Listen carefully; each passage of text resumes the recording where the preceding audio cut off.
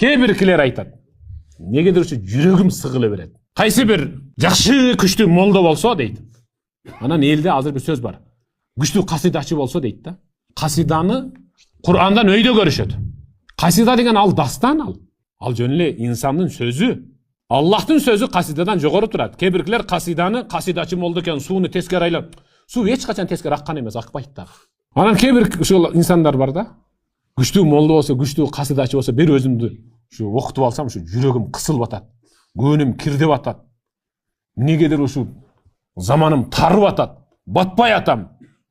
Бир орунда түшүм бузулуп атат. Тамак сиңбей атат.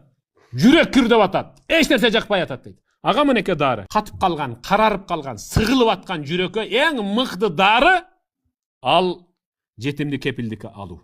Абу Хурайра риваят кылып атат.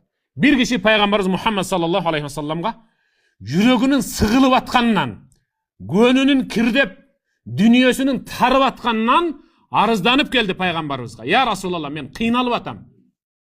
Negedir şu dünyam tarıydı. Yüreğim sıkat. Şuga bar mı bir darmek, je sizin de bir duanız bar mı? Ağa mıntip cevap verdi. Yüreğinden jarışın, jumşarışın, jana kararışın, sıkılıusун getirişin kalasan, anda munoldarı var. Kedey kembagal.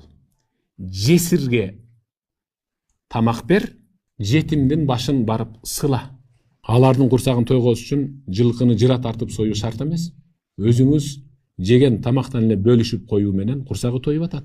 Al emi jetimdin başın sıloo üçün toy kılış şart emez. Barıp ele çakırıp ele sılap köküröңүзгө kısıp al жакшы көргөн нерсени, момпосу, таттуу, шириндиктерди берип коюу менен жүзөгө ашат. Бир канча убакыттан кийин жанагы киши жүрөгө жүзү албырган абалда пайгамбарга келип, "Я Расулаллах, сиз айткан нерсени жүзөгө ашырдым, ошондон бери ушунчалык мыкты жашоодо жашап атам" деп келген. Мына дарысы ушул.